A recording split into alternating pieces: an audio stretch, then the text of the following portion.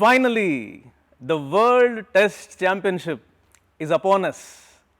India versus New Zealand. Which team is going to win at the Lords is what we are going to see now.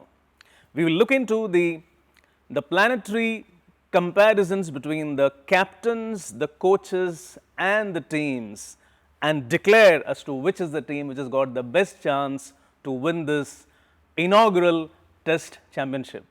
So, let us get started. So, let us start with the captains. So, we have two captains. We have Kane Williamson versus our Virat Kohli. So, who has the better chart? Kane Williamson was born in 1990. He has got Pluto getting into nascent into its own house. Now, he was born just about a few months, just about after Sachin Tendulkar, debuted for India. So, it's a very powerful planetary position. He's got this planet X, planet Z in exaltation, Neptune is in exaltation. So, that's a very powerful chart. Okay. Now, compare it with Virat Kohli. Virat Kohli is born in 1986. Okay, forget about what every other Wikipedia and the other data gives you, but he's born in the year 1986. He has got Uranus in deep exaltation, Neptune in exaltation, planet Z in exaltation, X in exaltation. Oh, it's a fantastic chart. So, whom I am going to choose? Which team, which captain has got the better chart? I can't say that. Both of them have very, very good chart. Both of them have it in them to win a Test Championship or any World Championship. So, both of them have equal horoscopes. So, in the first round, I would say that it's even Steven. So, let us go to the second part. I am going to compare the coaches. So, we have Gary Stead of New Zealand versus Ravi Shastri of India. Gary Stead is born in 1972, Ravi Shastri in 1962. Gary Stead has got a decent chart. I mean, like he's got Uranus in deep exaltation, he's got Pluto in conjunction with Uranus. It's a very good horoscope, okay. And he has also not played great. I mean, he has never been a great player during his playing days. So, which means that he has got a karmic quota which is intact. So, which means he has got a good chance, okay. Now, let us compare it with Ravi Shastri. Now, here I need to admit with you that I have really underestimated the chart of Ravi Shastri. Okay, Ravi Shastri, my apologies to you for that. Ravi Shastri has got a fantastic horoscope, let me tell you that, because once we know that there are so many planets in exaltation, because while I was evaluating his chart for the first time, I did not know about the exaltation of the planet Y and planet X's positions. So, now when you relook at his chart and also looking at the fact that he is born in grey lizard, okay, he is born when Pluto was just about 14 degrees and he has got all the 4 asteroids in exaltation, planet X, Y, Z and Chiron in exaltation. Some of them are in deep exaltation. Plus, he is born as a grey lizard. Grey lizards do extremely well in sports. Okay. Now, if you look at his history, for the kind of a horoscope that he has got, he has, okay, he was a part of the World Cup win in 1983, but do you really think he played a part? He never really played a part. I mean, he was having a very small role. Okay. The only notable thing that Ravi Shastri has done in his career, if you are going to look at it, was that being the champion of champions in 1985.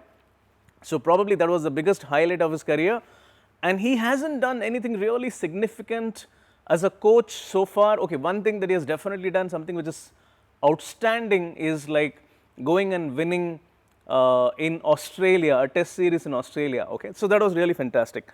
But I would say that Ravi Shastri's chart really has that capacity to win something even bigger, even huge, something like a world championship. Because if he wins this will be the real world championship that he is going to win, not the one he has won in 1983. Okay. So, I would say that, and also do not forget that he is a grey lizard.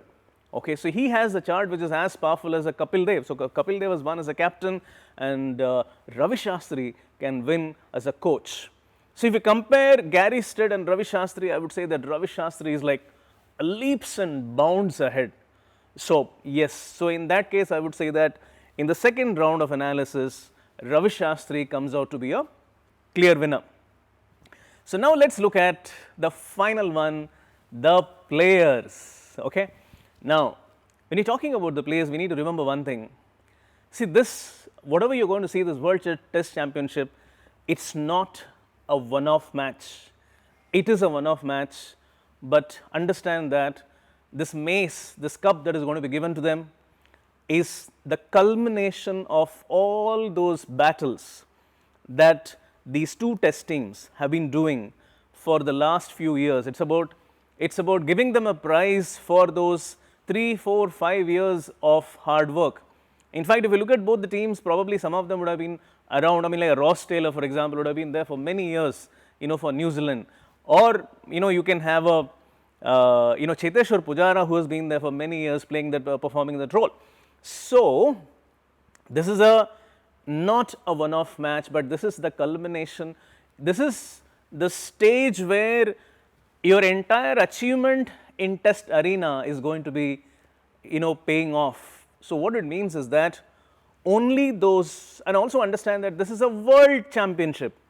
So, we are going to look at those kind of players who will be winning this world championship will have the horoscopes which should befit a world champion, which means that their charts will scream that, yes, I am a world champion, I am a world champion, and at the same time understand that these people playing 11, those guys who are going to play in the playing 11, they are going to become legends of the game for one form of cricket. Okay, they are winning the inaugural test championship, so it's going to be a great horoscope. So let's compare. If I'm going to look at a comparison, if you're going to look at, I'm going to compare the New Zealand team with the Indian team, what I am seeing is that there are some players, okay, in fact, I would say that, almost like 7 players in the New Zealand team has got Planet X in debilitation, okay. And you compare it with India, there is none of the people in the playing 11, okay, have a, let's say, a Planet X in debilitation. Now, planets being debilitated is a very important thing, and then the other thing is that how many planets do you have in exaltation, and that too in deep exaltation.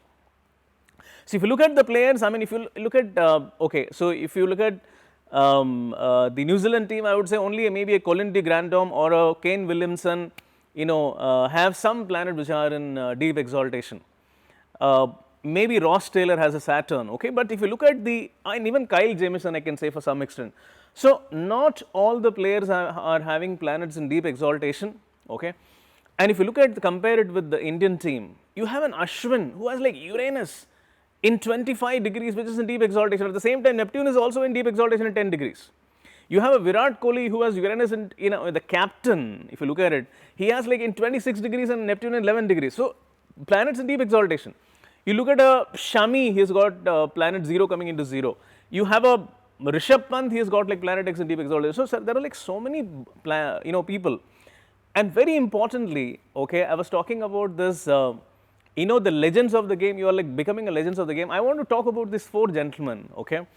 You have Cheteshwar Pujara, Ajinkya Rahane, Ishant Sharma and Ravindra Jadeja. These 4 guys, it is very difficult for us to imagine them being a part of a world champion team in any other format. Okay, maybe Ravindra Jadeja, okay, but all these other 3, they becoming a legend in a format is very, very difficult, okay. And what is the common thing between all these 4 gentlemen? The common thing is that all 4 of them were born in the same year, 1988. Now, I'll tell you what, it may interest you, all of those people who love astrology or follow astrology. If you go and look at the 2014 football winning World Cup, okay, the German team, if you look into the team, you will see that 4, they have so many batsmen there, though there are so many footballers there who have done well, they all have good charts, but then there are like many of the players are born in 1988. Okay, it can be a Benedict Hodels, it can be Mesut Ozil, or it can be Jerome Boateng or a Mats Hummels. I can give a lot of names. If you look into their charts, they all are born in 88. And what is the common thing between these 88 guys is that they have the Planet X coming into the deepest exaltation. But still, so this Cheteshwar Pujara has this Planet X and Z in deepest exaltation. Or if I am going to talk about Ajinkya Rahane, okay, he's got like the planet Z in deep exaltation as good as, let's say, Hugo Loris, 13 degrees. So despite having planets in deep exaltation, you will never be a part of any other world championship. So this is that format, okay, which gives you that possibility of winning a world championship. So I would say that, see, we have legends like, I'm talking about Ashwin, okay. Forget about whatever some cricket commentators are saying, but Ashwin will retire as one of the legends of the game. You have another legend in Rohit Sharma. Okay, of course, Virat Kohli is a legend. Okay, now these guys, their charts are superb. You don't need to talk about them. But I'm talking about these four gentlemen who may otherwise never get a chance, or they may not shine. So they have they're all coming together in this playing 11, which is a beauty. Which very clearly shows that the scales are tilting in favor of India. Okay. So, and then of course, you're going to talk about a Mohammad Shami or a Jasprit Bumrah. They all have fabulous charts, and you compare it with a Tim Southee or a Neil Wagner or a Tom Latham or a Mitchell Swepson, Mitchell Santner. So, if you look at them, the charts really fall short of being a legend in any format or becoming eligible to win a world championship. So, I would say that yes, okay, it really looks like India is the team which has got, if you're looking at the players part, I would say that Indian team, okay, comes out to be very clear winners because they look the world champions horoscope wise. Okay. And finally, I want to tell you one thing very interesting, okay, is that did you see the last few test series, what has been happening? It has been really a miraculous series of events which has been happening for India. Okay. See, let's start with that Australian tour, okay, when India went to Australia, and something very unexpected happened, and that is our captain Virat Kohli took a paternity leave and he couldn't go. Now it's like, you have an inspirational captain who's very aggressive and he's not going to be part of the team, and you're playing against some very aggressive Aussies, okay, and the Aussies almost feel like Virat Kohli is their own, and he's not there. And then you have the soft-spoken, mild-mannered Ajinkya Rahane going there, okay, and in the first match, in the first innings, you are bowled out for a 36, okay. How bad it could have got. The first match you lose, and then, okay, you saw what happened was really miraculous, isn't it? So you have someone like a Rishabh Pant playing that extraordinary innings, and especially that innings that he played in the fourth match where in the fortress of Australia, okay, and then winning the test series. It was like a miraculous win. You were one down and then you go on to win it 2-1. It was like extraordinary, and this miracle really set the tone. Why this miracle happened? This miracle happened because India was supposed to go forward. When this happened, I was really stunned, because till that time, okay, it was never really possible that, you never looked at Ajinkya Rahane as a person who can be a inspirational captain. But when you look into his planet Z in 13 degrees, that is when you realize the fact that, oh my God, he has got it in him to be a world champion. Okay, and the Neptune was in his 9th house, and the 9th house means foreign country, so went to a foreign country, bet them. Okay, and then what happened? Immediately followed by that, you have this England series. Again, you are one down, and then what happens? India goes on to win it 3-1. Okay, again, you have like some, bowlers coming in doing some amazing work. Okay, Patel coming in doing something. So it's like a fantastic. You won those in the Australia Test series with secondary set of players. Okay. Ashwin playing batsman, okay, and winning it for you. So it has been like a wow kind of a thing that has happened in the last few months. And if you look at all of these miraculous events, I'm telling you, they are miracles, okay.